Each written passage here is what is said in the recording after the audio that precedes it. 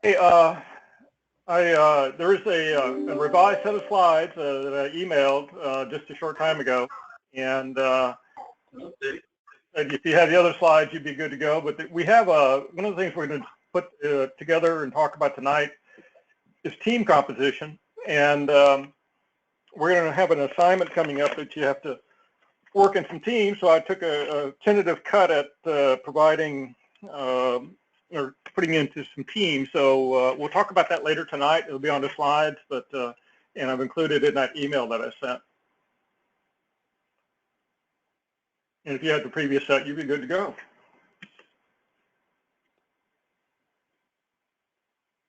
And while we wait just a minute or two, give some more time for folks maybe logging on. I'll cover some administrative things tonight, including the login and the use of the Gemba.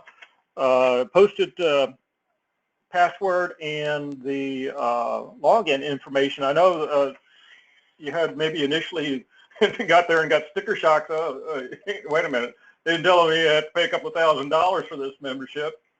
But if you use the NGS and the lean user ID and that, you should be able to go right in. And have any of you been able to try that and then see how well it works?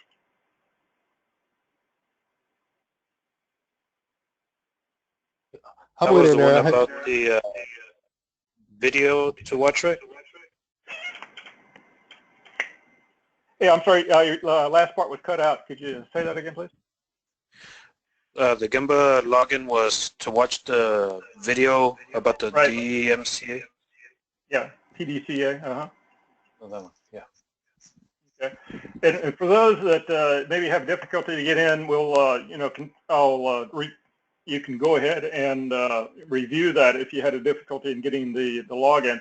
I think there were some changes from one cohort to this one, and so if there was some difficulty in logins or the password, and if you didn't get a chance to review the video in time, or you can still provide reply to it. The thing that we'll cover as well as part of the membership in the Gemba, I want to talk about that as a resource, and they basically is something fairly new that the NGS has decided to include in in your enrollment.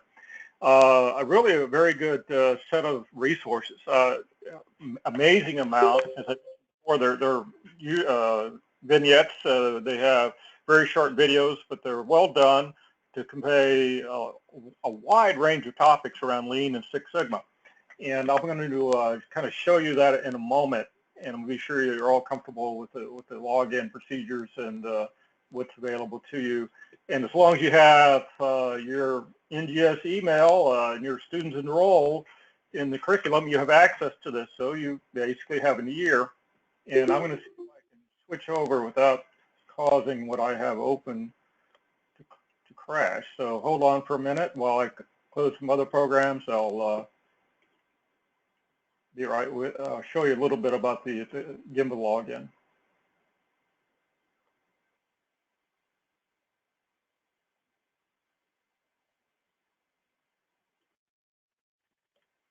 Here is, let's see, the login procedures. You go to gembaacademy.com. The user word is NGS, password Lean.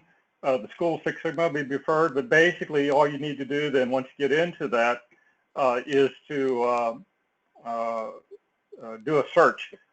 And I'll see if I can go up to the website real quick if this will allow me to do that and show you the actual thing on how it looks.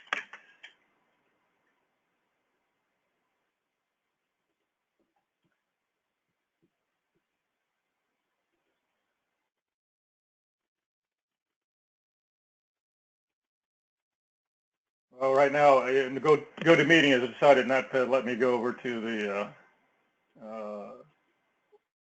other website. Let me see if I can get that up a little bit later. But basically, if you go to that account oh, okay. Do you see the login on your side now? Do you see the website on yours? Yeah, if you go to the Gemba Academy website, this should be, and hopefully you're seeing it on your end.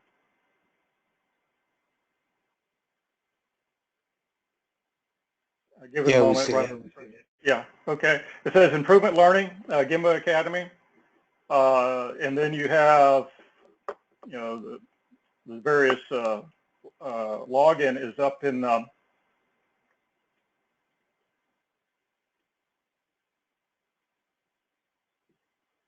see if I move it up. I don't, okay.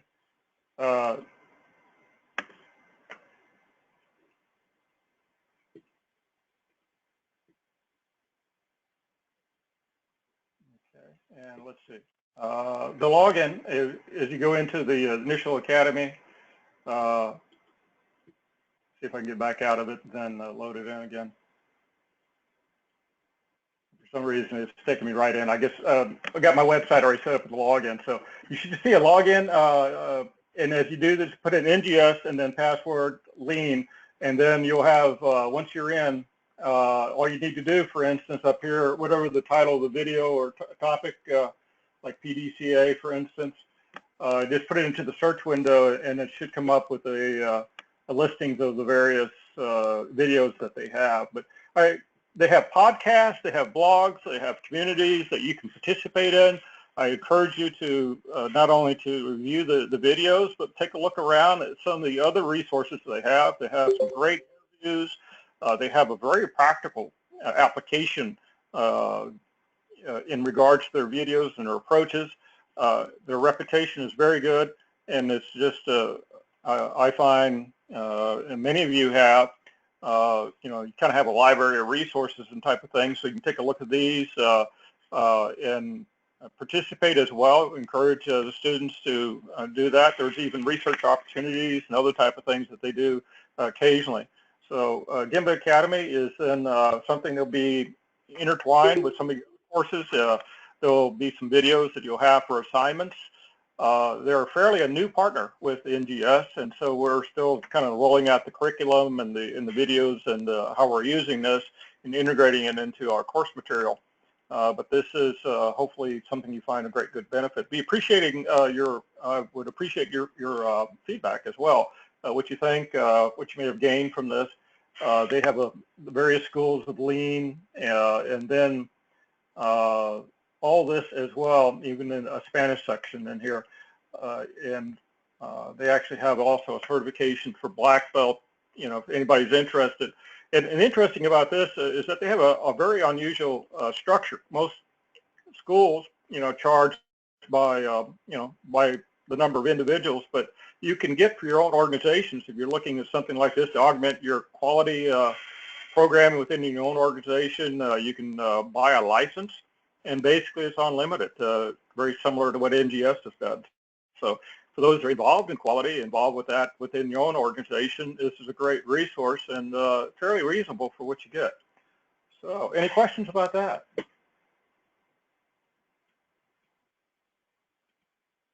If not, let me get back over to my slides here. Yeah, I posted in the portal. I saw some, your questions in there. The login info is in the announcements, and as well as the course material. I think has a slide in there that I just showed you with the information on it. So be sure, by the way, it's always a good practice to check announcements periodically for information and updates, and that's what I did for this one. So, all right. Let me check quickly my chat room.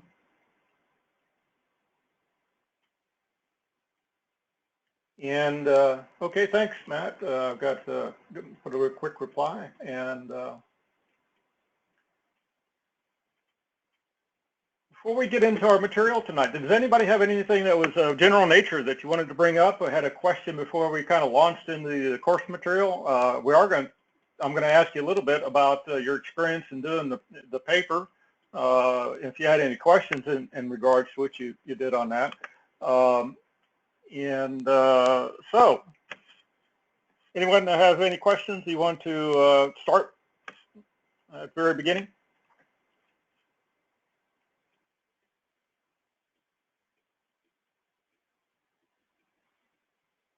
Okay. If not, let me just kind of talk about where we're headed tonight. And I hope to get in a little early to give you some time. As I mentioned, one of the outcomes we're going to do tonight, and for those who just joined us, is put you into some tentative teams so you can do an upcoming assignment. And basically, it is a trial approach that we have. We're going to I've got some assignments that I kind of looked at, thought maybe work. Certainly would like to have your feedback about the teams, whether you want to stay in these teams or not. That is something you should not worry about right now. We will go through a process in our next course where we really will talk a little bit more about what makes a good master business project, and also how we will go about setting up the teams. And basically is that as we go through this course, and then the one that we have right after this, we're going to have you nominate projects, and each one of you will. Now, whether they go forward and we actually use them, but you just have to, and one of the requirements is to know how to select a project.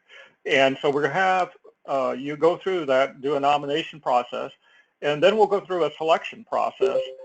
Which of these nominations will go into and form teams around? And you'll have your preferences.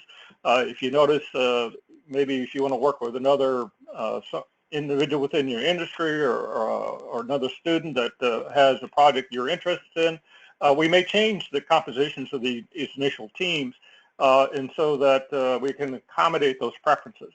Also, the other part of this, and I'll talk about it, as we get through the approach here, is I'm kind of also looking to try to balance team, maybe with experiences, outside looks, if possible, so that you can bring that to the table.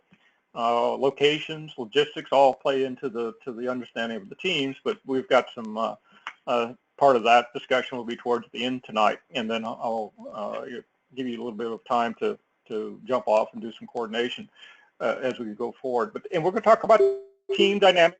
Some of this is very important. In project management, which will be an upcoming course that you have, this is very, very important. It's very important in quality because, quality is really a team sport. That's how many things get done. And understanding team dynamics and the various phases and what to do when they're stuck. And as I mentioned, there's nothing like living it, right? And so we're going to have you formulate some teams, and then we'll ask you a few things off, like ground rules.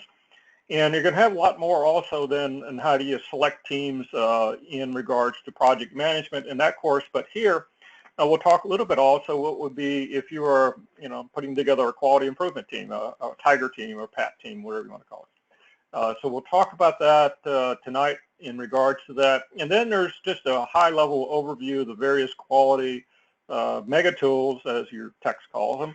And the purpose of this, again, is kind of continuing from where we were last week, just giving you broad concepts. I know when I started in quality, I didn't know much about ISO, and I didn't know much about maybe CMMI or some of the other approaches that I hadn't been schooled on. And we'll talk about some of those mega tools and those approaches, and basically a very high level. And you're going to be living a lot more around the Lean Six Sigma approach, because that's the foundational element, as we mentioned prior, to our courses. So we'll ensure you have kind of a working knowledge of these others, and if you want to go deep in some of the other particular tools, we'll have courses with that, as we mentioned, in our upcoming curriculum, like the benchmarking, and you'll have a Lean course called Business Analysis later on. So this is kind of like a preview. This is kind of like a trailer, sitting in there, watching the TV, upcoming trailer of courses. So this has some of that attributes. And we want to be sure that we'll kind of reinforce, as we will, as we continue to go through this DMAIC model that we have. Let me ask you, from the assignment that we had, the writing the paper and the core values, how about some response from you? Was it difficult to do? Was there something you got stuck with? Any questions when you start to try to apply the core values to the workplace? Can some of you share your experience or what you may have learned in writing that paper?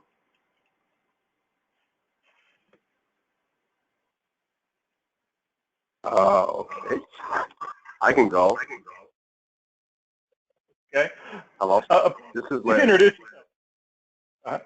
Yeah, this is Larry. I thought that the overall content was easy for me to follow. I use Southwest as the company. I don't work for Southwest, but our company has benchmarked Southwest for several reasons. So I thought that that would be a good model to use. So that was easy to follow. Just for me personally, the only thing that was probably challenging for me, and you'll see it, is just the APA format in terms of the reference materials or what have you, but I'll leave that as a side note. Okay. Yeah, hey, that's a good point. Yeah, we have a template, you know, in the, did you use the template that was in the course material? I tried. Okay. Yeah, we kind of follow the APA. And I tell you, there are some faculty that are really sticklers that just love that. There's a couple of my colleagues, and particularly those who got their, you know, doctoral publications. You know, you drill it into you when you get your doctoral program. That, you know, you have to publish a lot, you have to write a lot, and so everything's really disciplined for that. I am really concerned that, though that's an important part to have it formatted, and generally in APA guys and gals out there, is that there's a logical flow as well. You know, what's your positions, and then how you support that with logical, you know, conclusions, and, you know, there's all those type of things we're looking for. So I really usually in my grading focus more on content, that whether you got the ideas, and then I'll give you feedback on if you drove off the road or your, you know, your margin was in the wrong place, wrong size or font. So okay. Yeah. Well, you'll have your hands full. Okay. Well, hey, you know. As I mentioned, this is kind of the 501 is kind of a light lifting, but we're also just trying to get you accustomed to the techniques of you know, of the requirements of the course, and get you used to all this. So you may find that as you go through, maybe the grading may be a little bit more severe if you're having reoccurring mistakes. So, but this one, Sure. You may not find the same thing. Hey, okay. Hey, thanks. And Southwest is a great organization to benchmark. I grew up in San Antonio, and I actually saw them when they first started, and in the Golden Triangle down in San Antonio, along with Houston and Dallas. Yeah. So even with that specifically as it relates to the content, me just having a personal experience within this past weekend, I was able to put that in the customer focused excellence portion. So it was something that I was able to put into the paper, so it was a real life experience. So I thought it was good. Okay, a personal element of it, huh? Okay. Mm-hmm. Yeah, I had a student one time says, you know, we actually applied that customer focus being driven, and I viewed my spouse as as my customer. And he said he got fully schooled on customer standards that he's violating. So okay. Okay. Anybody else want to share your experiences in writing this about the core values?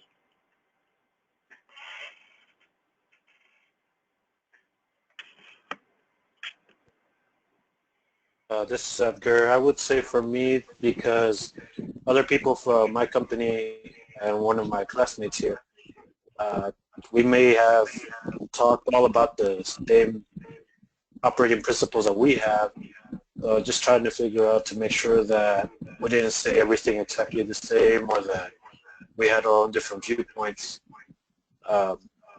because we just all work the same operating principle. Okay.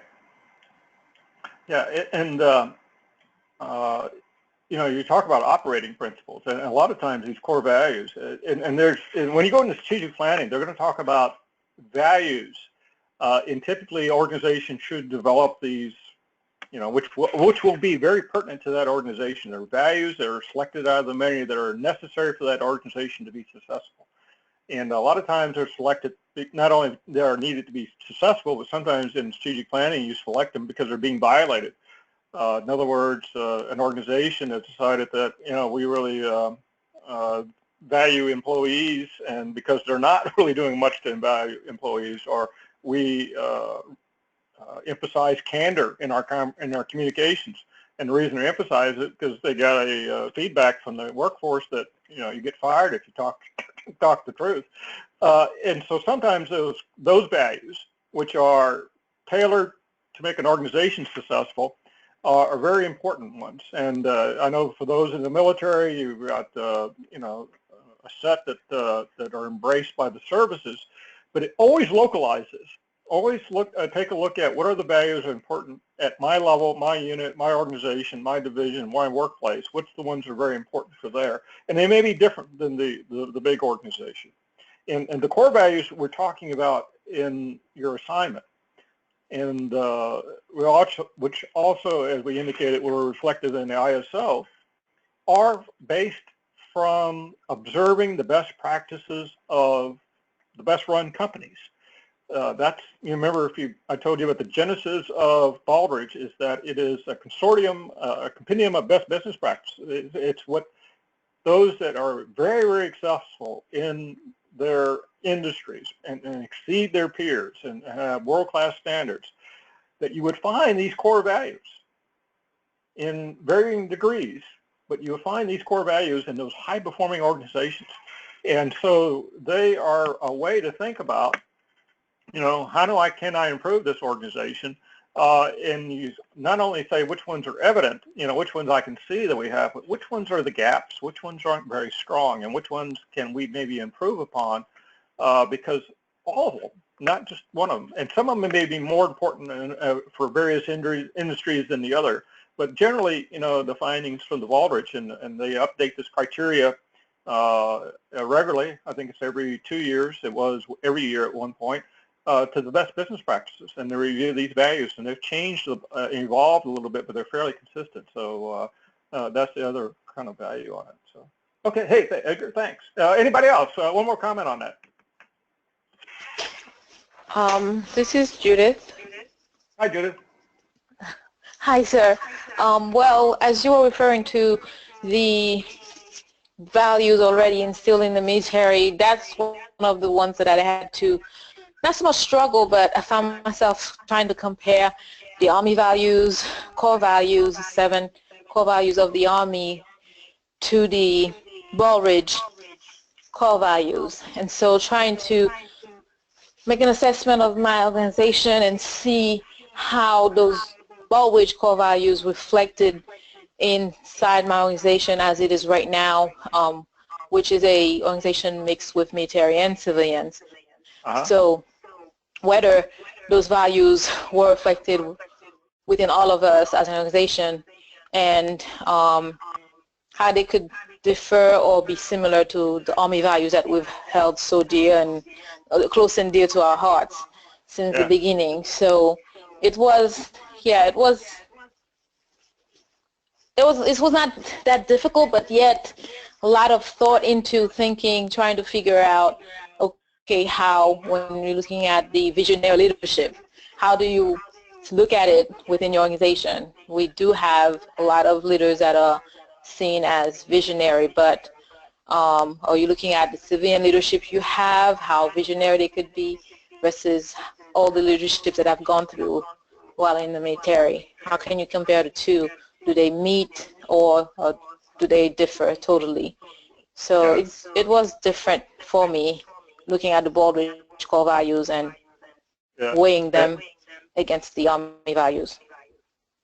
Yeah, and you're doing exactly what all of you should do is, how can I see it in the places that I work, where how you apply that. And if you can say the examples of that and start to correlate and say, oh, that's a customer-focused type of activity we've got. Yes. And then you can make it real. That is what we're doing. And then you look at maybe innovation. Well, do we do anything with that? I mean, is that a dead? Is it or it's very vibrant? We really encourage people to participate, give their ideas, and so they don't park their brains in the parking lot and then pick them up on the way out in the evening. How do we go about fostering that? And if you start thinking about the techniques, then how could you improve that? because you guys are change agents. It's and these things that you go into an organization. When I go into an organization now, I'm almost kind of I cannot go in and just look at an organization without seeing it through these lenses. I start looking at these core values and say, you know, what's evident, what's not evident, what's the areas, and even in the Baldrige criteria, which we'll talk about a little bit more in a moment here, I look at it in that way. I say, okay, this is how this organization is running. This is things that they're doing and then whatever ones I walk into, there's a different set of parameters, and you'll get to see that. And one of the important things, I think, as a change agent, as people who are going to graduate from this course in quality, it's never, are you doing it, right? Are you doing these core values? It's always, how do I take them to the next level? How can we take each one of these and take them to the next level of implementation? And so it's never binary. Yep, we're doing quality, or nope, we're not doing quality. It's about how do we continuously move forward with that. And so, you know, right on that, you know, what you talked about, and correlating it, you know, to the big institution, and then, you know, make it personal. Hey, thanks, Judith. Yes, sir. All right, anybody else?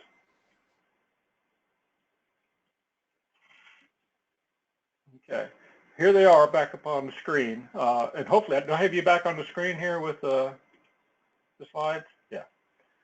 Okay. And as I mentioned, these are kind of worldwide. You know, ISO, if you know, as we remember from last time, we talked about ISO being something that is, well, global in its nature, international, and you'll see that they have variations of that.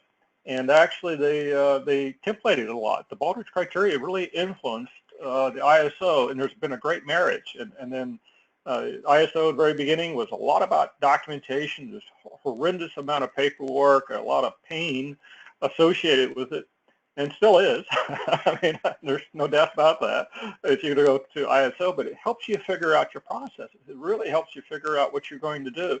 And this management framework that overlays these processes and approaches is one of the things that the ISO has continually worked with the Baldrige Foundation and adopted a lot of the aspects about that.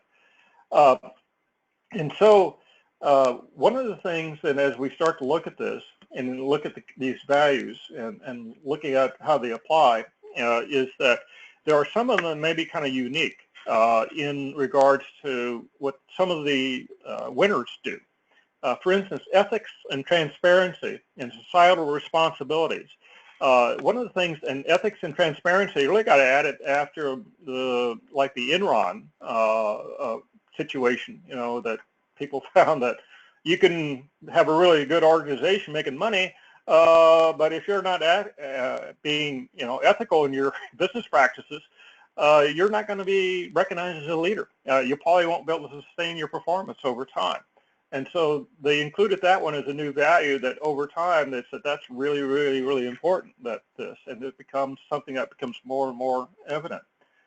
Societal responsibilities is also one of those that it's kind of unique. In fact, is that almost all of the organizations that have gone for the Baldrige, been recognized as leaderships, is that they've also taken a view that they have good neighbor relationships, that they take care of the community. They are environmentally sound. They are ones that provide leadership in their profession. And so they look at this and say it's outside the business typically. In other words, you know, we're going to be a good community, we're going to be involved, but often it benefits the community. And what are their societal responsibilities? And when I worked for a big company called Booz Allen, big consulting firm, you know, if you get a degree from here, you know, you got a lot of the skill set they're looking for.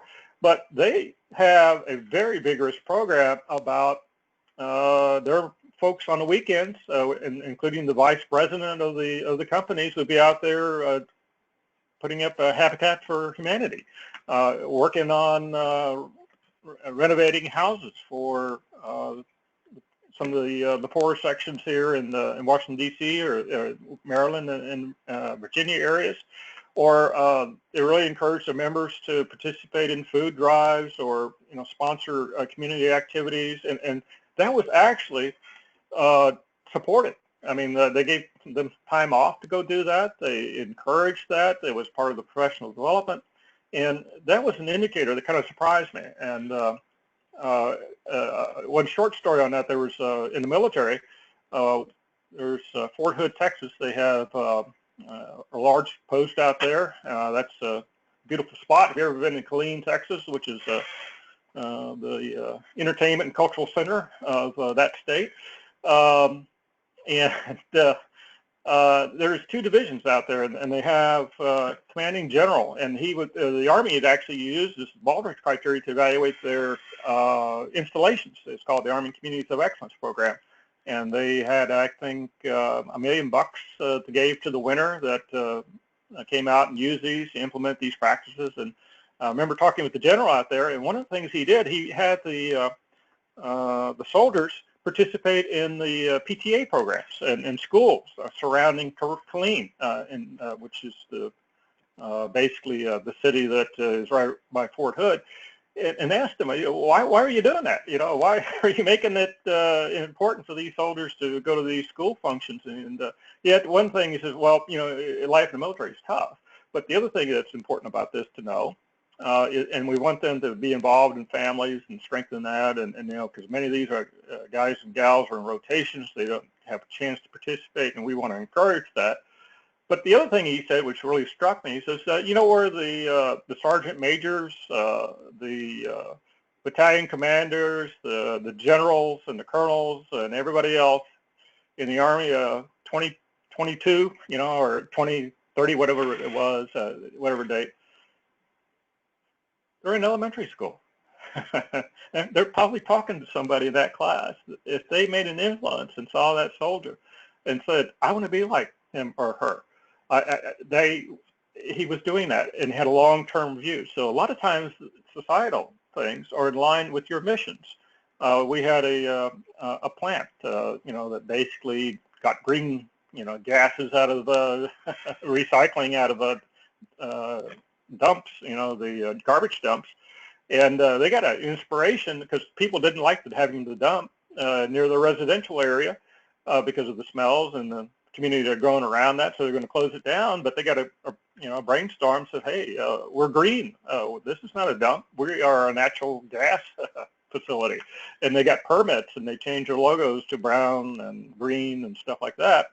And it really enabled them to get, permits to sustain their ability to stay in business. So they thought about that and say, how do we leverage public perception and things which are important? And so that's just kind of one of those things which may not be self-evident when you look at these managements. You get into performance management when management by fact, that is,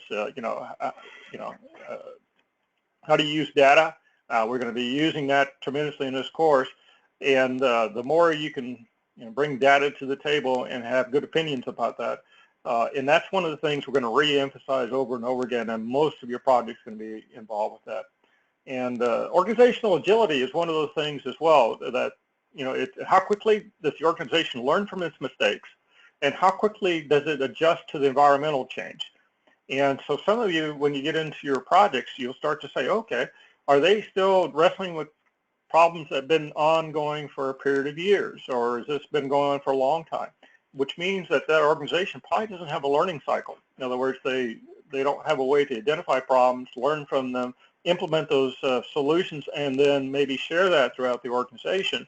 So you start to look at this and say, how does the organization learn?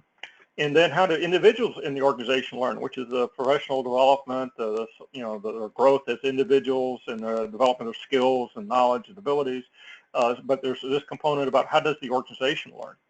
And it may be as simple as an after-action review, is that, after a major project or something that, once a month they call the people together and say, okay, what did we learn? What was our objective? What do we do right? And what did we do to improve? And very simple techniques, but often is that, I hope that you also emulate that behavior, is that you have the ability for you to continuously learn and reevaluate your own teams as you go along, and say, okay, what do we learn from, how we work together as a team, and then how can we improve that so it applies to all levels. And we'll talk about the systems perspective in the middle, but all these things are things that are very, very important. And the important thing is, and a lot of people say, well, why should we even embark on this, is that organizations that you really kind of follow this, they have outstanding results. The bottom line that any CEO, director, president of any company, whether they're profit, nonprofit, military, are about mission accomplishments, another way to say that in the military. And that you develop and deliver value. So if you do all these things together, you're going to produce results that are going to be, in a leadership role. So we'll look at your paper, but let me just revisit a little bit about one of the things in the Baldrige that we talked about last week, because the other aspect about this, and it's systems thinking, is that this is kind of like a good way to break down an organization. Let me ask you, if some of you jumped in your car, you get along in the morning, what would you do if the car didn't start?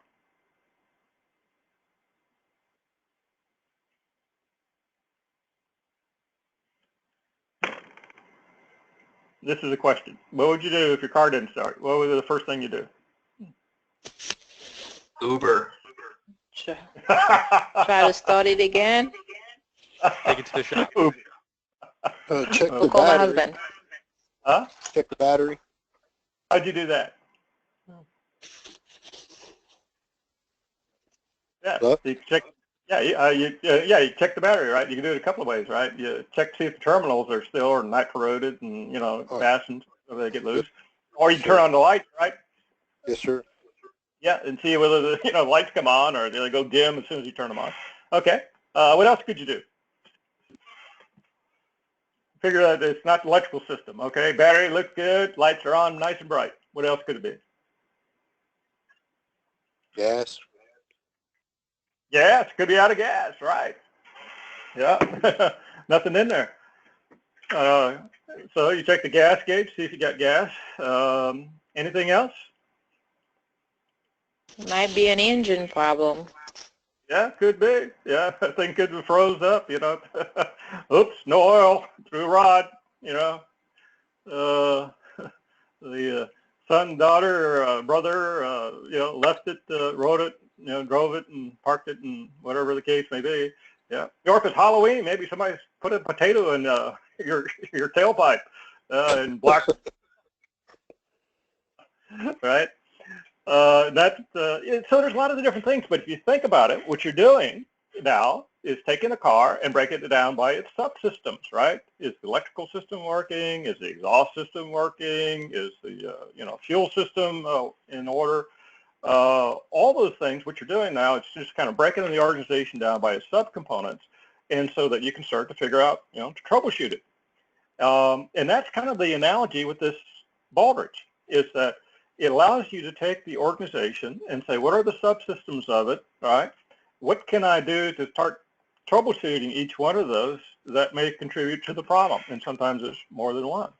And it's also kind of like taking a physical using this thing, because if you think about it, if I know in the military, you guys probably have to take physicals regularly, and certainly if you ever retire, you have to have a retirement physical and then document any ailments that you might have. But physicals, most of us, and if you haven't, probably ought to go get one, are very similar in processes, right? If you think about it, we go to a physical, you basically donate donate to the cause various ways through samples, and they look, check your chest, see if the heart's still working, take your weight, and probably those things are very common and almost standard to almost all physicals. The procedures may vary a little bit, but individual to individual, but basically they are checking you out in a very systematic way. And that's what the other purpose of this criteria is, that you can use this for any organization in any industry, and it gives you a standard template to use. Now, once you take the physical, the prescription to get better, to improve, sustain your strength will be different with each individual. And you shouldn't take somebody else's medicine. And so the other thing that this is a great tool for is an assessment, and to take an assessment of the entire organization for you to then to give a prescription to that organization how to get better, tailored to their particular needs.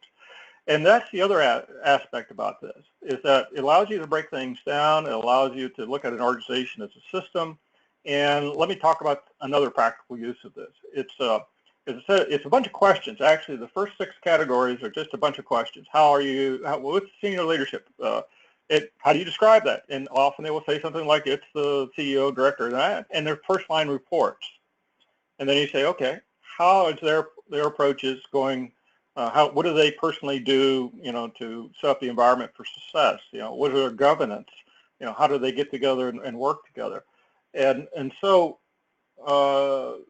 it's questions. How do you go about developing your strategic plan? What's the steps involved with that? What information do you look at? How often do you look at it? Who participates in that? How do you get that information deployed to the organization? How do you align the organization under the common set of goals and priorities? How do you go about figuring out who your customers are, and how do you segment them? And then how do you get information that's useful for satisfaction, dissatisfaction to improve your processes? And so there's just a series of questions in each one of these that ask that. Okay, and so it's a great way to do an assessment, because everything an organization does, you can put it into these 7 categories. And then the 7th category, which is results, you can see how well each of these approaches have worked. The approach, are they well deployed? Do they give the desired results? And so 7 is really all the results of that. Here's the results of our strategic plan. Here's our customer satisfaction, dissatisfaction. Here's how our workforce is performing in regards to satisfaction, dissatisfaction with them, their productivity rates, their training rates, innovation rates, for instance. 6 is about processes, both external, delivery processes with their in business to deliver, whether it's manufacturing aircraft or clean water or whatever that process is. It asks you what are your key processes, and then what are your support processes. And then in category 7, what are the results of that? How well do you make those aircraft? Are they, without defect? Are they under cost? Are they on schedule? Are the things that we produce done efficiently and effectively? Are the support processes contributing to the overall success? And you capture that. So, and then this 4 underneath is then of all the stuff, all the information that involved everything in the organization. How do you figure out how to use that information to make decisions? How do you use that information to develop metrics? How do you use that you can measure how good the organization is doing? And if you look at again, as I said, the information at the bottom influences every other aspect of the organization. If you have poor information, you're going to do poor planning. You will not be able to execute. So that's why that idea that it's on the kind of influence is that the information that it's acted upon in all the other categories is so important. Okay, they got weapons of mass destruction. Let's go invade that country. Oh, whoops, don't have really good information. See how they influence that? And so the same thing is true in every organization, that if you have poor information, not valid information, and you're not using it in a way that allows you to make smart decisions and to use that in a way that allows you to, from the strategic to the operational, you're just not going to have a good organization. So that's kind of the breakdown about that. And let me talk about a practical application. For instance, let me ask you, in your projects that you have upcoming that we're about to embark upon, which category do you think that would fit in? And we were talking in the Baldrige. You got 7 choices, so you got 1 out of 7 chances of getting a right suggestion. So if you think about what we're going to be working on, your MVP, which one do you think that it would be most reflective of when we talk about the Baldrige criteria?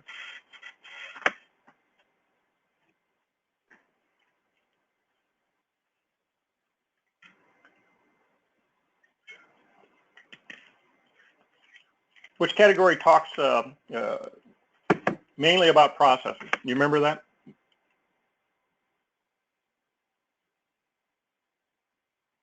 The systems overview.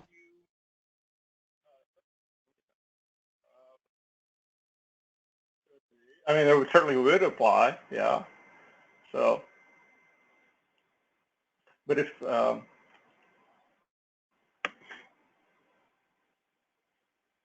this may be a kind of unfair question for you at this point, because we haven't talked about your MVPs, but your MVPs are going to be process-based. In other words, a repeatable process in the organization that continually goes on. So it won't be like an event, like preparing for an inspection or something like that. It's going to be a repeatable process.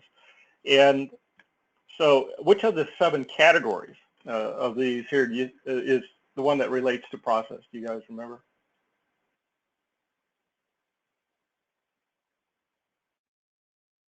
Operations focus. Yeah, could be right here.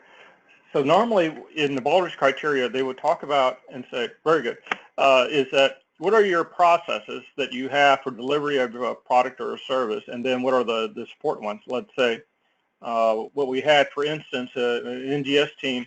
Last year we had a team that was involved with cardboard boxes, and their project wasn't about the company making the cardboard boxes. It was the fact that they were being damaged in loading.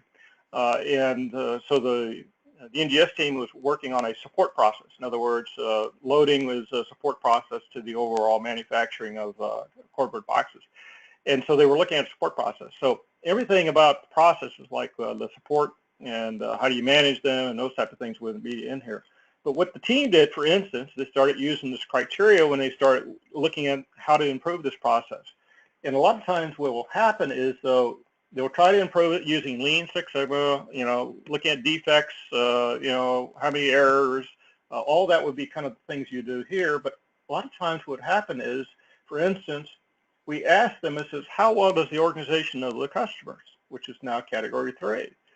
And they say, well, we know them really well. Okay, and what is your standard for defects on damage for a box? And they said, well, our Lean Six Sigma guy came up with this, and they got pictures that show, it's a ½ inch this size, on a box, and it's called damage. Okay, and they were trying to figure out how to change that. I said, okay, let's go back to the customer part. What does your customer, you have 3 major customers for this, how do they define damage to their boxes? And they never asked that question. They always had an internal focus. So we went to the external and said, okay, what it is. And we found out the customers had different definitions of damage. And so the problem was they didn't stay close and didn't talk to their customers. For instance, one of them had a change of their customers of who they were serving, and they had a much tighter tolerance for any type of damage to the box than they had before. And so they weren't staying close to the customers. So they weren't updating their standards. They weren't understanding truly what their requirements are. And so the problem was they needed to improve that aspect. Otherwise, they would continue to have problems not only in how to define damage for this, but on other things as well. So that's just kind of an idea. You had people, for instance, in the workforce here. They, how do you incentivize them to make an improvement? How well are they trained? How do we recruit the right people? What's the leadership doing to review, what you come up with? So is the leadership, looking at metrics that are important for the organization that's coming out of here and there? So it's a systems view. And if we can talk about this further, but it's a good way to, whenever you look at an organization, if you want to, some of you will be just in the process, and this is what you do day in and day out. And when you see, we talk about projects, you're going to be thinking about, this is how we manufacture something. This is maybe how I'm involved with tool control. This is what my life looks like. And you don't have visibility of the rest of the organization. And this will ask you kind of think about how the rest of the organization, like the HR department and the customer focus processes, and what's the leadership's behaviors, to reinforce the things, the values and things like that. And this will give you a better set of solutions, a better way to think about this. And a lot of times the problem, it just isn't in fixing the project, the defects or the error rates out, but it's in one of these other areas as well. And or the information's not being conveyed well, that's not getting used in a way that's constructive. So this may be a little fuzzy for some of you at this point, but it's also just another practical application of this construct. Any questions or comments?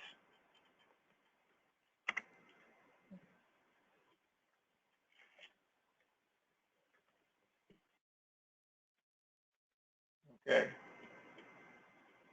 Check. Okay, great. Let me just check in the chat, and let me go on to the other thing.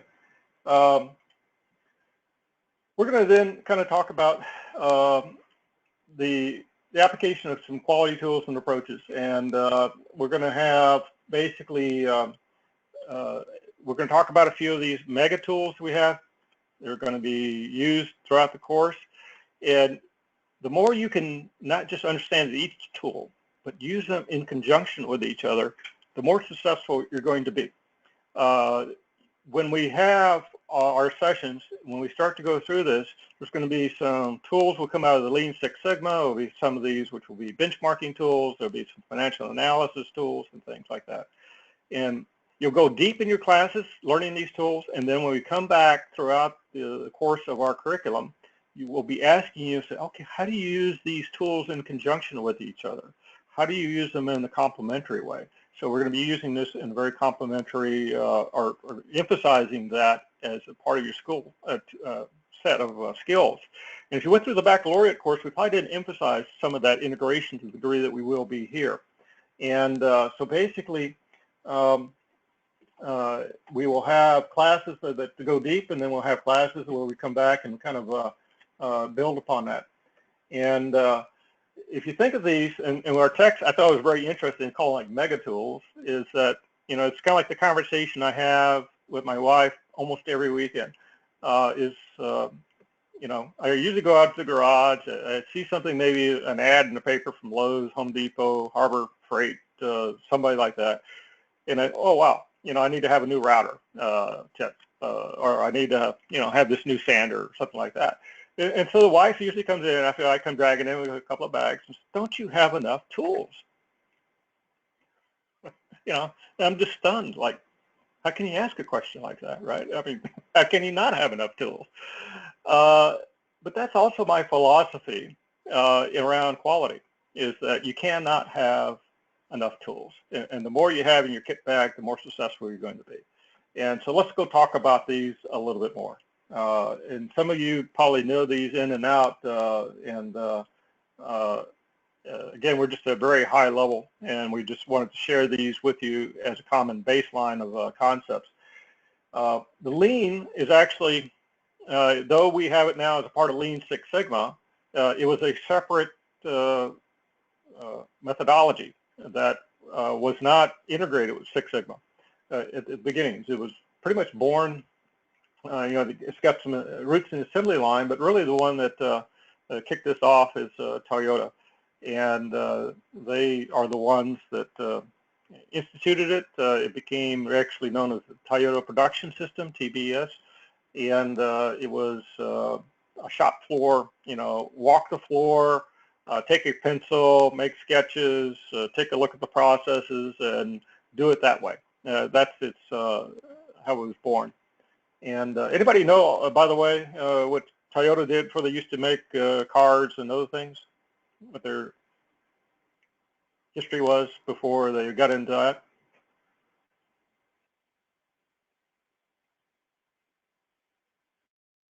Okay, it's not. Sewing machines.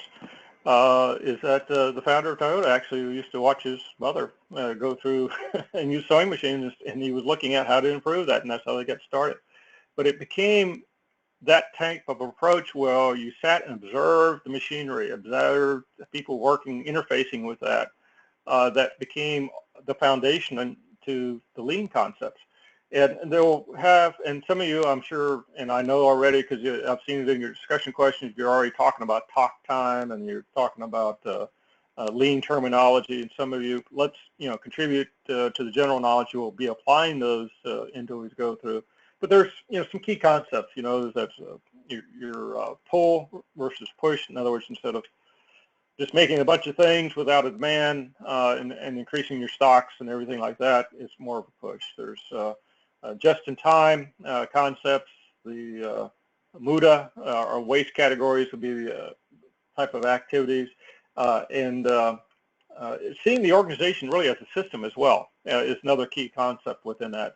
But you'll have a class. It's called Business Analysis, and it's going to be towards your I think, your third semester with us. In other words, after Master Business Process 2, so probably in the fall, you'll have that course. And this one, though, will be something that you will need to also kind of incorporate in your measure phase as well, that you'll have this. So we'll talk a little bit more about some of the tools you might use from that. But our business analysis course will give you much more of the lean. And value stream map will be one of the things that you'll produce out of the course. That'll be a requirement. A lot of times we found many teams have figured out just ways to do mistake proofing, keeping errors out, 5 S's, which is how they clean up an organization, sort it, clean it up, ensure everything's neat and tidy. There is then these concepts that also are very much pertinent. If any of you come up with a service industry type of project, because lean really got born in the manufacturing world, I'd say with Toyota, and it's really its growth of recent, it's been into the white collar environment. And there's really a lot of really good evolutionary thought about that, and then changing some of the tools that we have and how you do lean. And so you'll be exposed to some of that as we get into that course, but it is now being on a broader base being applied to, and probably even more so than Six Sigma and reducing defects. This one just seems to talk about the evolution of quality. Seems like lean has kind of jumped out as one of the favorite tools, and now the office environment, there's a lot of applications that are very, very important. And so it's in the course also we've tied, though it's really a separate concept, it was not born from Toyota, but the theory of constraints. And anybody ever read The Goal, which is a book by Goldratt?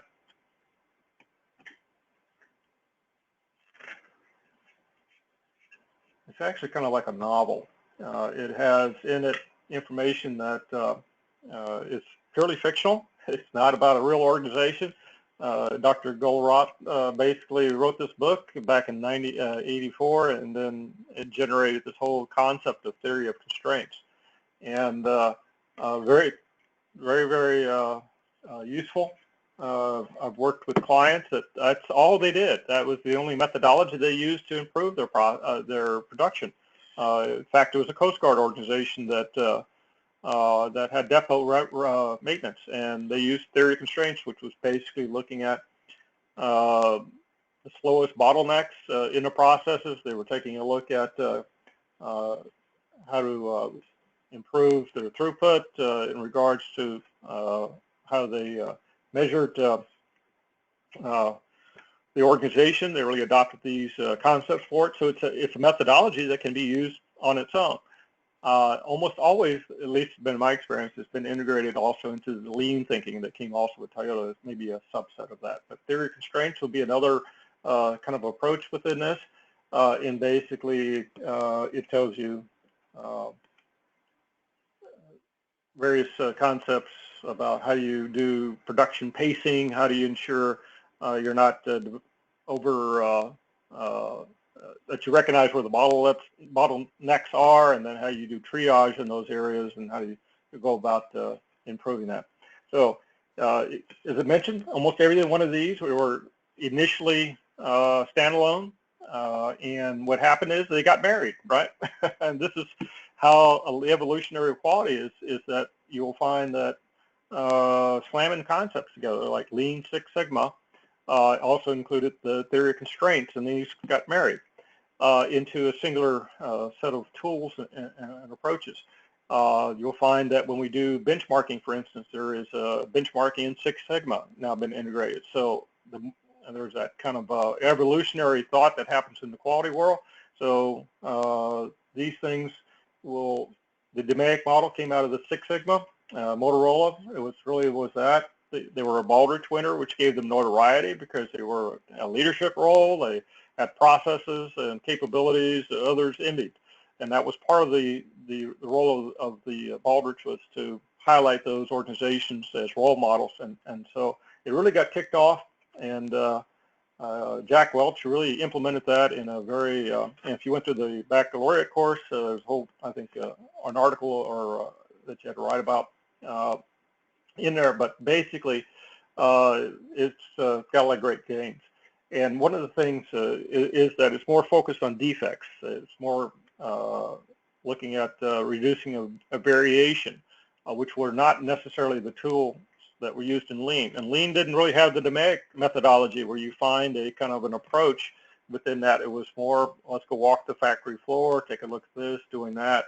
Whereas this one had a kind of a plan, it was based on a plan, do, check, act, but it expanded on it. And so those two things kind of married together, and they seem to be, you know, work well together. So, and then there's other variations of this as well. So one of the things that with these approaches and organizations that do adopt them, there's usually some infrastructure requirements that you basically have to have training belts, people that are going to go in and train others and implement this, because intuitively, you know, Six Sigma and the approaches that some of that, which will be included in our courses, you know, how do you do statistical analysis, how do you use some of the, typically if you do use or get into black belt, use a Minitab, other software that's very much assist you in the data, statistical analysis aspects, in the more advanced applications like design of experiments and those type of things. We do not go into that in our course. However, we will be using some of those tools in ours. Flowcharts for sure. You will be required to use root cause analysis, Pareto, and we don't require FEMA or failure mode effects analysis, but there will be some of these tools from the Six Sigma that will blend along with the other ones, as I mentioned, from Lean. One of the things that these projects can be lengthy in that, and sometimes there's you know, variations of this where you do quick projects, but typically to collect the data and do the analysis, it is not something you go from week to week. Some of you may have experiences with that, but the duration is one of the distinct aspects about that. Is understanding when you look at these, is understand the complete dynamic of it. You know, how long does it take? How many people with the training? What's the capabilities of the workforce to do this? What's the requirements? So when you select tools and their use, understanding what are the operational needs sometimes will then allow you to take a look at which tools make better. If you have problems that are time related, in other words, we're not delivering things on time, time is the key metric for your improvement, you may want to go more towards Lean. If you have a lot of defects or variation in your process where things need to be limited, you may want to use more of the Six Sigma tools. So understanding how to use these, and we're going to walk you through that as you go through each phase of the DMAIC model, is understanding which not only are the tools, but which ones are the best ones for the job that you have. And each one of you will have, in whatever projects you have, will have a different set of emphasis of tools typically, because your projects will be different. So, and then this is just a graphic about, you know, if any of you ever, you know, been out in rifles, you know, marksmanship, this is just a kind of a high level variation in defects. Is that some organizations on this upper right target here, you know, the shots are all over the group. Maybe one hits the bullseye every once in a while. But the idea is that you're wanting to try to get it in control and try to get your projects so that you control where it is and then adjust that onto the bullseye. So it's a very good representative. You know, sometimes when you go into your projects, the results all over the place. They're not consistent, and you need to get it under control and try to get, you know, ensure the product is consistent. It may not be delivering it on target, but you can adjust it back on target once you understand that. So it's a very important concept that Deming talked about, you know, getting a processes that are both predictable and high quality. So if you're shooting up here on the right-hand side, it's not very predictable. You know where you're going to hit. Here, this is kind of predictable, but it's not on target, right? And so you want both in that. So it's a very simplistic representation of one of the key concepts that you get out of Six Sigma. And as I mentioned, the idea is to integrate these tools, and that's why they're come together. In fact, this is one of the objectives I would like to do when I retire. Just write a book, and then you just have, you know, Lean Six Sigma, turbo process reengineering, you know, phase 3 or something like that. You know, it's just continue to add concepts that people already have and marry them together, integrate them, and that would be I think part of the evolution. So if you think about quality wherever you're at, is that can you bring other concepts in and strengthen these and continue with the evolution. Benchmarking, which is one I think is unique with perhaps this cohort, with this degree program, is that we look for it as a tool that you use in conjunction with the domatic model. And it really it come into its own, again, and if you notice the time frames, a lot of these in the 80s, but instead of going out and tackling your God-given talents and graces within the organization, is just why don't you go out and steal good ideas from other organizations, right, legally. And underlined legally a couple of times because there's a code of conduct actually associated with benchmarking. And I will probably find that I have probably in my journeys gotten so much results from benchmarking and fast that I was really amazed when we first kind of integrated into the approaches. Sometimes you're lucky you can pick up the phone. Somebody's got concepts and approaches that are best practices that will make huge gains quickly for an organization. Sometimes it is not so. But we will look at, have a course on this, and it's different types of benchmarking. We'll talk about the terms that you can do: generic, competitive, functional, and strategic. Each has its own end. You'll be asked as a team to go out and do that. A lot of this now can be done online, secondary research. And for those who understand how to use search engines and things like that, there's a lot of information that, and particularly NGS teams, can get just sitting in your laptop or your computer, and then you can take this comparative information and apply it to your project. And you'll have a course on this. In the primary benchmarking, which we encourage you to do, but may not necessarily have the bandwidth to do, is that we actually go contact another organization and bring their best practices, their enablers, what we call them, approaches into your organization. And that often is hugely valuable, not only for you as a team to move your project forward, but for the organization to learn and establish networks based on that. So we'll give you techniques and approaches for benchmarking in the course upcoming. And it is one that we'll talk about how you implement that, not just at one point in the domatic model, but you can use this even up front. When you start a project, somebody else, you can go up, start doing a search. Maybe you've done a similar type of project. What was the tools and techniques that team used? And so you can start using benchmarking at the very beginning to help inform the approaches you have and see if somebody else has tackled a similar project and maybe completely outside of your industry. You talked about benchmarking Southwest, they're kind of airline and approaches like that, but there may be really a lot of opportunities to look externally. And often, if you are able to establish that capability in an organization that they continuously look outside, bring new ideas in, they're on their road. And almost all the Baldrige winners that I've ever known, they do this superbly. They are all not only the target for benchmarking for many, many organizations, but they also incorporate this as a part of their ongoing management approaches. Okay. And again, I'm kind of doing a stream of consciousness here because I'm going to give you the information, and when I talk about teams, we'll give you a chance for a little bit more discussion. A lot of different models. We'll give you some of that. The complexity of some of these models depends on the organization. But we'll give you different approaches. Again, there's not one prescribed way to do this. There's a lot of different techniques, and we'll cover that later on.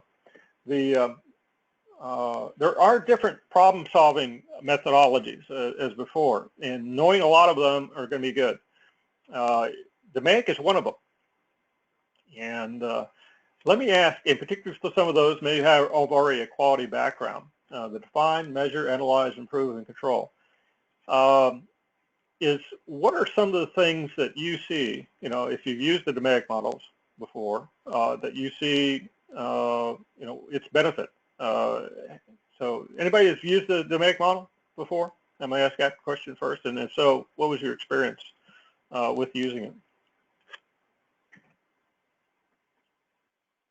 Hi, this is Ron. Can you hear me? Uh-huh. Hey, Ron. Yeah, I've used DMAIC. Actually, I started using DMAIC in the structure and mostly anything I do, from like investigations to like even personal projects, just because it's organized. You define your project, you measure to see how if it really is a problem, what to do about it. Analyze your root causes, and you improve something, and then you control something so it doesn't happen again. So I've always kind of adapted it to kind of everything I've done since I've learned the tool. Yeah, yeah, it's a really good format, and it's good for many different situations. I'm glad you brought that up, because that really is a important aspect. It's kind of one of these utility tools, kind of like a Swiss Army knife. You can use it a lot of different ways, a lot of different circumstances, but it's a very good thing that you can use. Okay. Anybody else have experience or?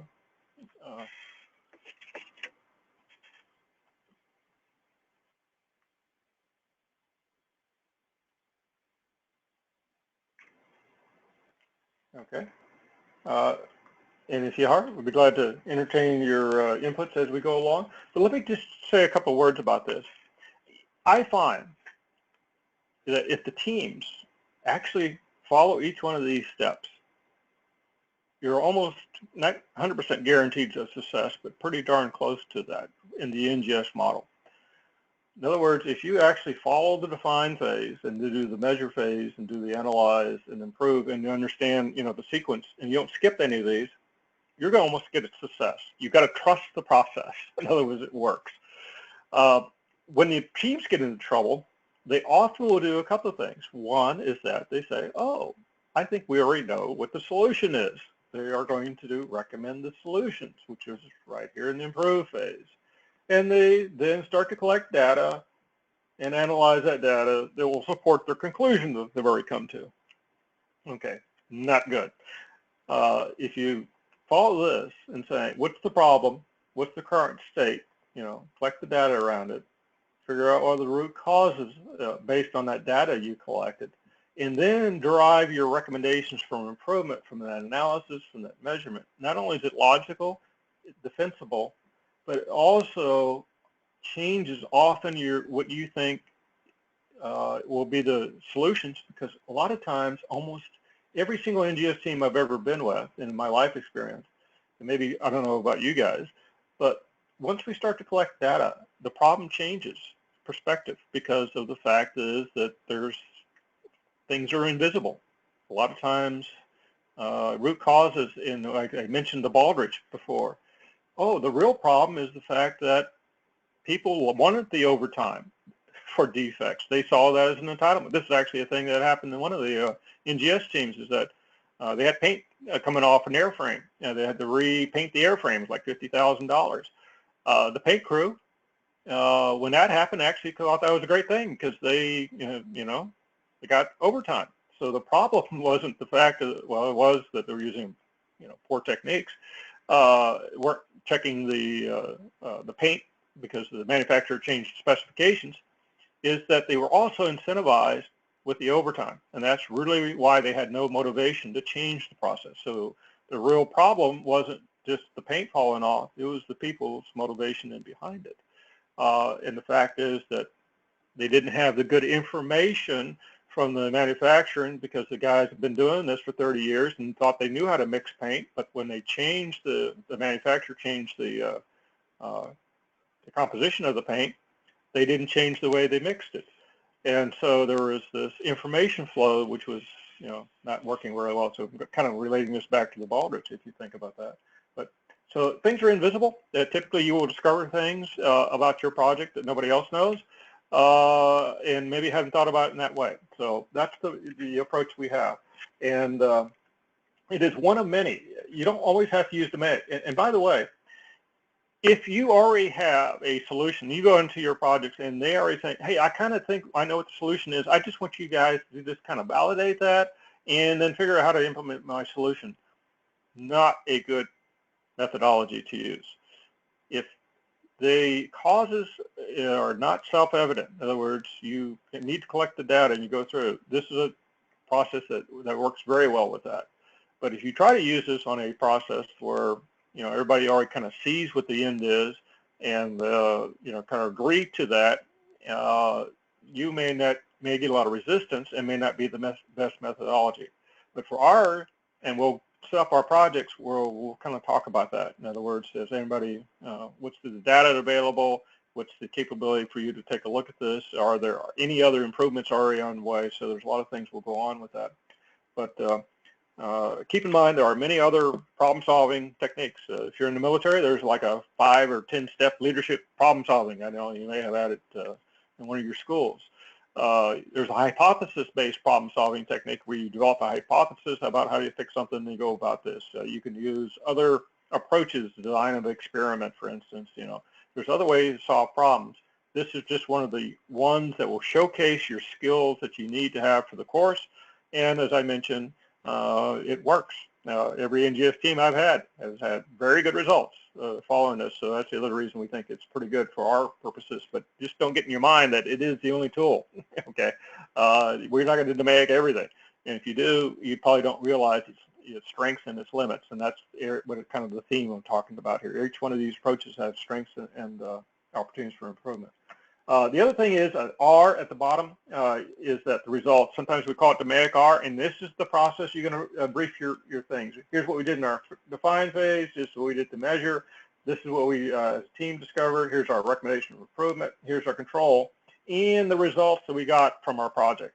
And that will be primarily, you may have some interim results earlier on, but basically about a year from now, you should have return on investment. Here's how many steps we took out of this process, how we made it more efficient, made it better, faster, cheaper, whatever that might be. So we're going to be looking for results, and that's how we're using. As I mentioned, the tools here, and each one of these has its own value charts and techniques, and knowing when to use them. In back of the course material, I think it's in your PDF, it's in this PowerPoint, a listing of tools that ASQ recommends at various stages and different things. So knowing when to use the various tools at what time is appropriate too. And so if you go to the ASQ website, they will see in here, they have, what tools may be aligned with various phases and how you might use them. And so they have here are tools for process analysis and ones for data collection. You have things like fishbone diagrams for root cause analysis. You'll have, if you want to create ideas, there's benchmarking, affinity diagrams. You have tools that may be involving nominal techniques. So each one of these, depends on what you want to do, you got to figure out what may be the tools associated with that. So that's kind of the takeaway from this as well, is that there are categories, a lot of different sources to look at this.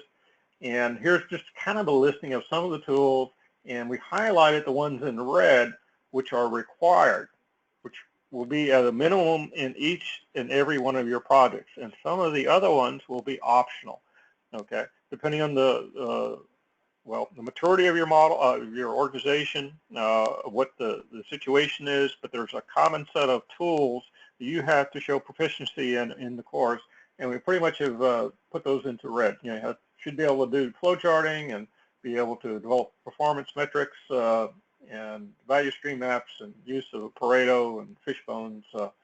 So these are the things we'll be revisiting, and then you'll be developing these as we go along. But the very first one is going to be kind of the ones at the define phase.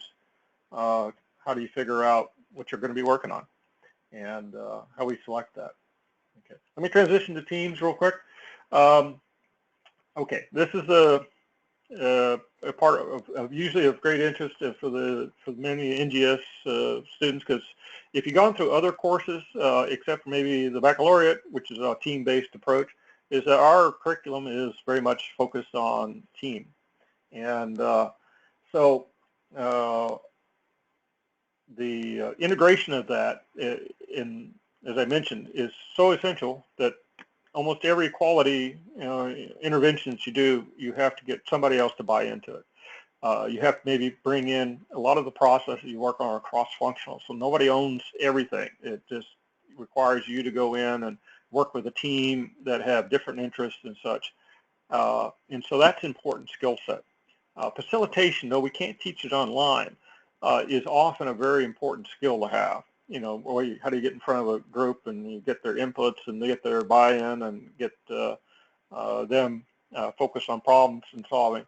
We don't cover that. You can't do it very well online, but it's something that if you continue to put in your feedback, and I would recommend you really do that. It's important if you're going to be involved with actually contacting folks where you're trying to make an improvement, and it's going to be team-based. Really recommend facilitation. And there's a lot of different types of facilitation skills. You can do meeting management, be sure that you can run a meeting well, get decisions made out of it. But the tools, as we go through our course, for instance, those associated with developing goals, like an affinity diagram, and et cetera, is that there'll be some that we kind of go in that you would need to know how would you facilitate a session. We don't go much into that, but we can describe. We don't have you go through and facilitate a session that's with this tool, but we do talk about it. We do allow you to see how the tool will be used and get that knowledge part, but the actual skill, standing in front of somebody, doing that is a little bit different than the experience of just talking about it on a slide or reading a text.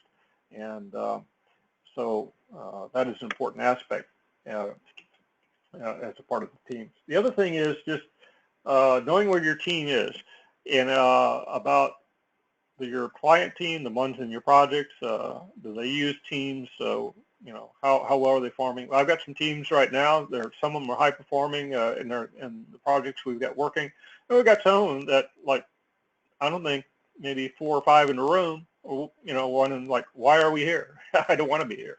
And then partly because they're trying to improve an area that they are very resistant to any change. And that's part of the reason that they're there, is because they have to own the process after we leave. And that understanding of the different dynamics you're going to be involved with is so important. And you develop teams not only for their subject matter expertise, how you select team members, but you also want to bring them in because you want to get their ownership, quite frankly, that they're going to be a part of the solution as well as defining the problem.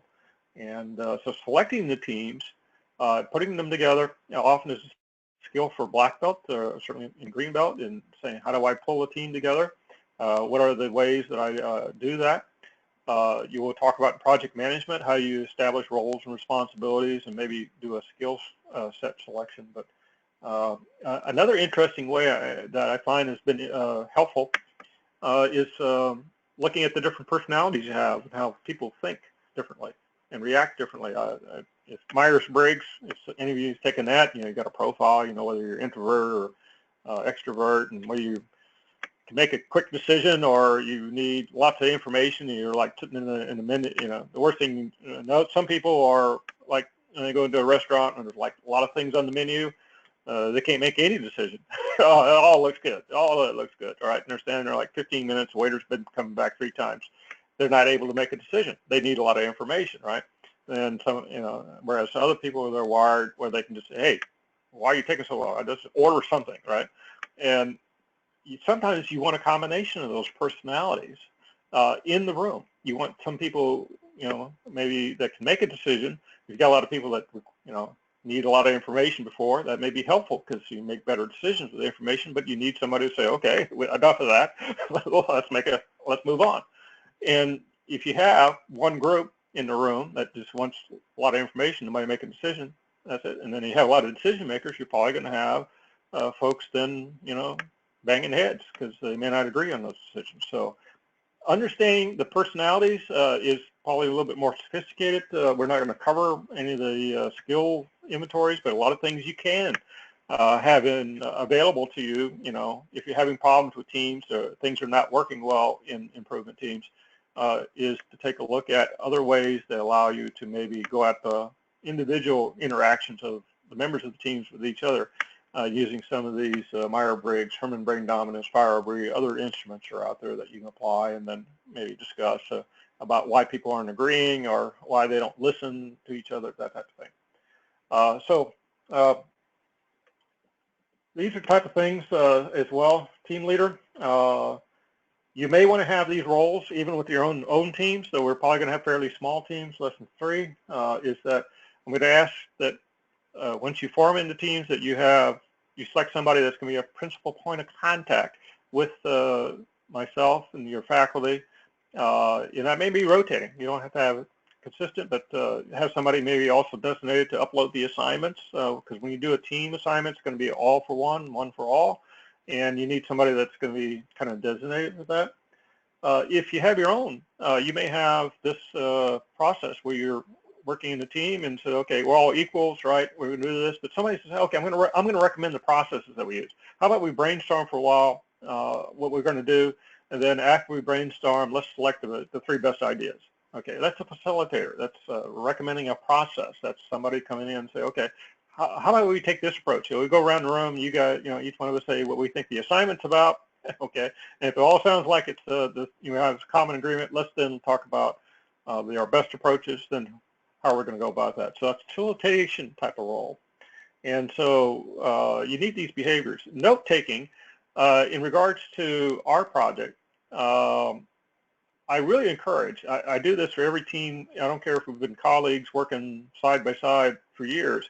We take notes and say who's got what actions to do after the meeting. And so when we start to have NGS teams come in, you're usually kind of informal, but it's always good maybe to put a little record together, kind of minutes of your meetings that you have as a team, and say, okay, who's the agreement? When was this going to be due? Who's going to do that? And such. And that's good also for us in the faculty, because largely your team products are invisible how you made it to us. In other words, we see what you develop as a team, but we don't know how well you're working together as a team. And if there's ever a issue of, is there equity in who does what in a team, sometimes these minutes are very helpful for us to see who contributes to that. It's not required, used to be at one time, but I do recommend that you take notes and what are your things, and it really is one of the things that many teams find helpful in sharing emails later on, and ensure there's clarity about assignments when they're due. Timekeeper, when you get your meetings together, be sure that you have a defined start time, end time. If you find yourself not being productive, those are type of things that you want to have some ground rules around. And then we talk a little bit about the different roles and responsibilities. And we'll cover this a lot more in your project management. But basically, in our projects, the person that's going to be, there's going to be 2 accountable folks, and that's the people who make decisions about your project. One is going to be your champion, all right? There's going to be the person who can make a decision about your champion. The faculty would be the other one about your grade. But you as a team are kind of responsible to do the project.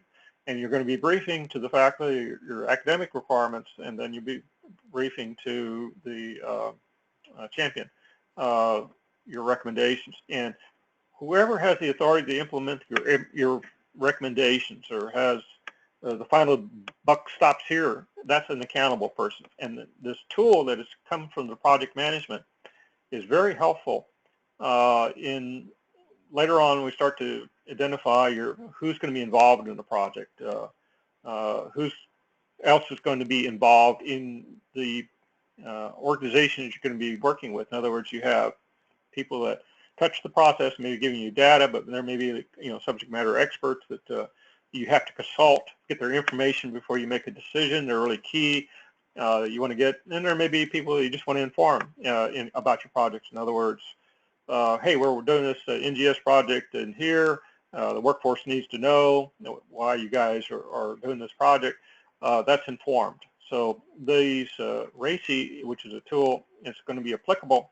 We'll give you a little bit more about that. But also when you set up a team, is that you establish roles and responsibilities, like who's going to be the team leader, who is going to be the one to take the notes and that type of thing. So it's a very helpful tool, and we just expose it to you here. More to come. And then here, as we mentioned, are some of the things that are important. You'll be asked later on to associate behaviors with each one of these. What does a forming stage looks like? What are the behaviors that are in behind forming and storming in each one of these? And as I mentioned, it's been my experience that a lot of NGS teams, they go through this. bond. They become high performing. I've got some team members last, well, many of these cohorts where this experience has really provided them friendships. But they really enjoyed the experience because it became high performing, because they were attuned to the processes they were going to, and they made adjustments. And when they first started out, they were having trouble getting the assignments done and figuring out, how to do it timely. But they did self-corrective things, and they said, where are we in our process? And here are some of the things, the techniques on the right hand that we're going to employ.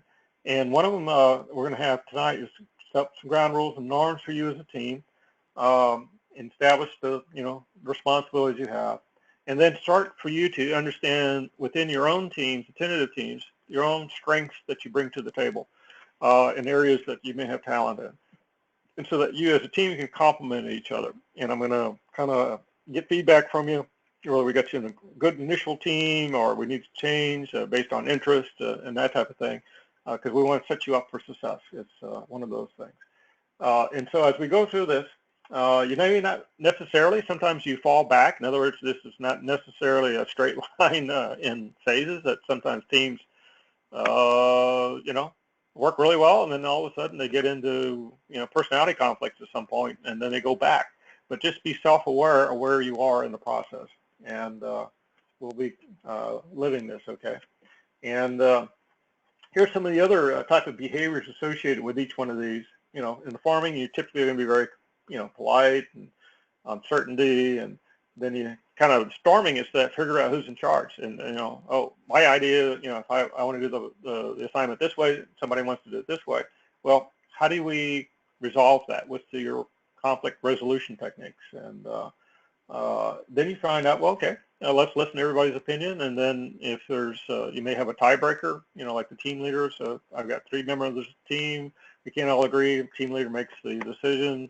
That's what we'll live with, and that often, really helps a team if you have diverse points of view. But just be aware that there are techniques that are on this chart that you should think about and use, and what you're about to start, and that is talking with your folks, getting some ground rules, and then when you have conflicts, focus on the process, not on the personality. That's another key trait of a good quality professional, is that you never focus on trying to fix people, but the processes. And that's what Dr. Deming said, the problems with the system. Try to fix the system, don't try to fix people.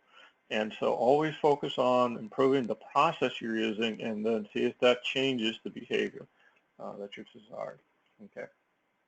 And for us, what we're going to have is that, as I mentioned, this is 2 to 4 people normally in an NGS team. Ones we suggest for you tonight may be the same ones you continue on with, may not be the same ones. And here are the factors as I want to reinforce with you. Your interest in the project is important. We want you to, once we nominate these projects, if you have an interest in being in that, and it may be something outside of your field, maybe a new opportunity you haven't thought about, maybe you want to go in and do something in that, or maybe you want to work together as a team in a location in the same organization. We got 2 of you from UTC, kind of the same neighborhood. The balance, we've got, remember, we got one student. We got one student that's in South Africa, and some of you may be working shift work, or perhaps you've got kids, and figuring out all these invisible things that may be inhibiting you to get together as a team and work efficiently.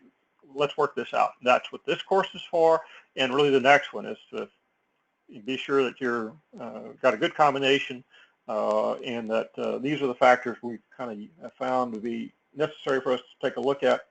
Logistical, your experience, and then the overall team dynamics will be something we'll be evaluating all the way through. One of the things here as well is that each team member gets the same grade, and then later on we'll formalize your team with the projects when we do a charter signing. Okay. I know I'm giving you a lot of stuff here, but I want to get the talking part over with, and then entertain your questions in a bit. Tips is be sure you set up meeting times. it's going to be important for this course that you establish regular meeting times as a team that you can discuss things, not just exchange email, though that is important perhaps, but the ability to exchange ideas and do this in a fashion that is effective is going to be important for you. Okay. Understanding who's going to be the principal one to upload, and later on in your project management, you'll have your QA, QCs, in other words, your quality controls and quality checks. Now, how do you go by the team to ensure you submit a assignment that's no spelling errors, formatted correctly, meets all the content requirement, and something you as a team is proud of? And so we'll talk more about that later, but we just want to get you into the basics right now. Internal deadlines, you know, hey, if the assignment's due Wednesday, which majority of them are, well, you know, taking a look at it Wednesday morning may not necessarily be most prudent. You may want to have some time to react if you find something. And so whatever works for you as a team, you know, where the time you meet, most, I think, teams do get together over the weekend at some point because of the work schedule. So, but it can be during the, you know, during the weeknight, whatever is convenient. You aren't told how to self-organize. That's something you will do within the team. And the other thing I always recommend that you consider, you know who Murphy is, right? Murphy. If you're a 2-member team, you're going to have a 3rd member. If you're a 3-member team, you're going to have a 4th member. It's called Murphy. And Murphy will always show up at some point in your degree program. And so planning is the way you kind of minimize Murphy's negative impacts. You know, and Murphy may be, oh, somebody has an operation that's unscheduled, or perhaps a work requirement that required them to work late. So you always kind of say, let's try to get it done sooner than it's needed and allow you some flex to that. And so everyone is responsible for reviewing the entire deliverable for its quality. So when you submit something, be sure that you have taken ownership, that we look at it's a team product, and that you looked at it as a team, not just one individual. And so and a lot of times it's just even understanding what the requirement is in the same way. For the most part, they're written in English. And it's amazing, you know, you can have a conversation with people and they read the same thing and they have 2 different interpretations. So it's always good for you to review the assignment, and not only the group assignment, but also the individual assignment, so that everybody understands the syllabus and what's been posted in the same way. And so there's a lot of different ways to communicate. But most of the teams, you know, you use email, of course, but I posted, if you go into the portal, there is at the very bottom of the discussion portal in that forum in there, a set of resources for you. And in those resources, they have numbers for freeconferencecall.com. Some teams use Skype. In addition to these, GoToMeeting, unfortunately, is not available to the students through the NGS. This is a, you know, a cost that is separate. But a lot of the teams do find other methods that can do free conference calls and, you know, et cetera. And in that resources list, in addition to these that you may have for conference calling and that type of thing, is a list of student memberships that you may want to take a part of. You know, for instance, discounts for ASQ or Project Management Institute, or you know, a lot of students come into NGS don't realize you can get a discount through Amazon Prime by having an EDU address.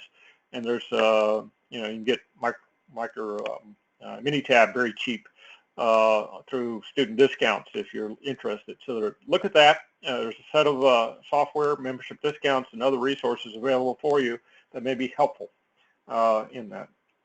And as I mentioned, there'll be one deliverable from the entire team. What you would like to do is verify and exchange contact information. We're going to talk about the teams and have a quick discussion about that, but after I finish up here, what I would recommend that you do is either through email or exchange maybe phone numbers or some way for you to contact each other and talk about your how you're going to form into a team. And I'm going to have to be sure Matt is brought into this with the exchange. The So you want to get together and set up maybe a workable time to suggest that, and so you can come to consensus on that. Then review the assignment instructions that's listed in here for your St. Luke case study, which is what you're going to be working on. So I recommend after we finish up tonight, either get together with each other tonight, or I would recommend do it before tomorrow if you can with your assigned team members, and discuss the approach on how you're going to do the assignment. So review the assignment individually, and then contact your team members and talk about what your understanding of that is, and then how you want to approach it as a team.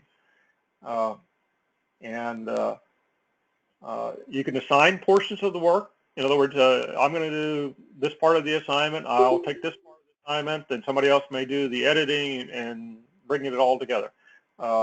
Or you can have everybody do the same thing, and then you bring it together and take a look at it. And whatever way that works for you, and it's going to kind of trial and error to some degree, but breaking down assignments, each of you kind of coming together with parts of that, and then maybe see how you work as a team often works. And then a schedule. The due date is next Wednesday, so you need to do some backward planning, figure out how to get that done. And be sure you have a review process. So first part of your assignment, it was when you get into a team, is for you to get together and establish team roles. What's your ground rules? How do you want to work together? What are some of the things that you think are important for you to work successfully as a team? And after you develop that, we're going to have you share that. And I want you to look at other teams, team roles, and steal good ideas from them about how they do that. And this is something that you would also want to do throughout the course here, is be able to take, this and then use these as references for the future. So team roles, a lot of having good ones like that often are very important. So we're going to talk about that. The St. Luke case study is actually in the TAG book into the quality toolbox text. Read that. Take a look at the DMAIC model. How would it relate to the case study? In other words, what did that team in the St. Luke case study, which is, by the way, a real case study with a real Baldrige winner, and there's a discussion about how they went about improving an aspect of that hospital. And then I want you to do is correlate what they did to the steps of the DMAIC. What did they do that reflect activities that reflect the define phase, and what did they do in the measure phase, and what was the analysis phase, et cetera, okay, that they went through, and just say, what are the activities, and correlate those things, answer the questions on the next slides. There's a format we're going to give you for this. And then also, what are the core values that were evident in this team's approach? Back to the Baldrige core values, back to the ISO core values, these quality core values. What was the things that they did very strongly? And if they missed any steps in the DMAIC, if they missed any of the core values, highlight those too, okay? And here's the format. Okay. Let me get back to the team. I'll talk about that in a moment. And here's the slides you use. Put your assignment slides. This will be very fill in the blank type of thing. You have a team number, the student teams, and the date submitted on your slide. Take the purple stuff off. This is directions, right? So when you look at these templates, take the purple stuff off. There's just instructional value for you. And so in here, this will be a slide with your own team's ground rules that are agreed to you by all, okay? And then I want you to, then you post those in the portal. And then you look at those, and that'll be part of your DQ questions, okay? And then here's the questions you need to answer specifically. Read the problem, summarizing in words what the problem was that was described in the lead. So you just basically go through these 10 questions and answer them that you saw. And so this is the format. If you can use questions using 5 slides for each one of the steps, or you can use less than that, but basically as a team, just take each one of these and then answer the questions based on your reading of that case study. All right. And then what are the 2 core values? And we're going back to the Baldrige ones that were particularly evident in the case study and your reasons, and 2 core values that were least evident or not evident at all. Okay. And that's the assignment. So let me go back to the proposed teams that I've got up here. Okay. And if there is objection, you want to make some changes, what I recommend after we finish, let me know. But I was thinking that, and looking at some of the, Cameron and Edgar, for you, because you're just working, and sometimes having the ability to work physically in the same area is a great advantage, and for this project. So I thought initially maybe you two would be together. We have 3 teams of 3, and we will end up, because we have 11 in the course, 1 2-man or 2-person team. And so these are just some tentative breakdowns. Team 1 would be Cameron, Edgar, and Reed, Dave, Jay, Larry. Team 2, Megan, Matthew, DeCarlo, who I'm not sure is on. It's Team 3, and then Team 4 is Sam, Ron, and Judith. So this is a tentative team, and so let me ask, what are your questions now, and about the team or the assignments?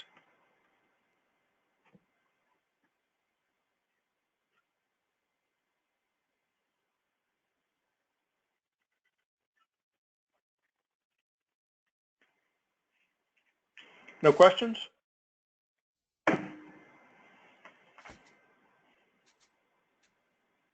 Okay.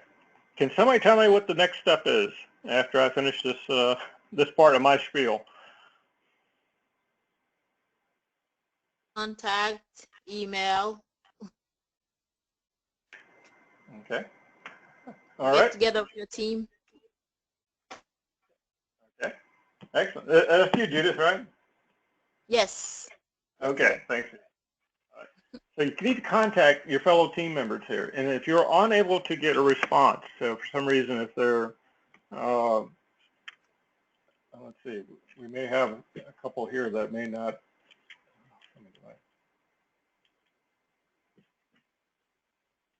Mouse woke up. Okay.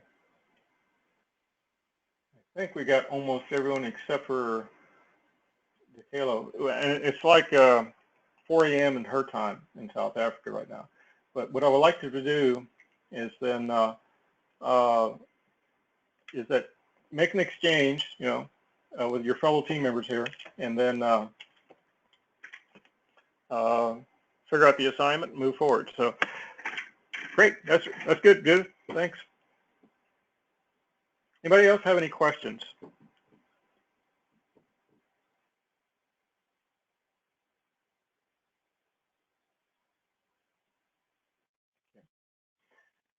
Remember, there's two things. One is develop some team rules, and then to also do the case study.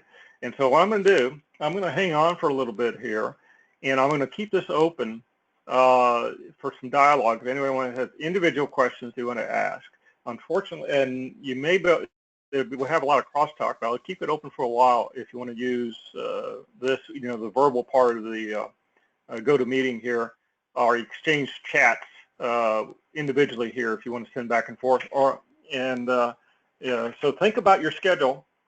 Think about maybe the weekend or the times you may have available that you want to get together with your team members based on what's convenient, and see if you can come to a consensus when you can get together as a team, and then be sure to read individually before you get together as a team the case study or the assignment in full, and figure out which parts that will be working. So there's a little bit of an individual effort here as well as a team.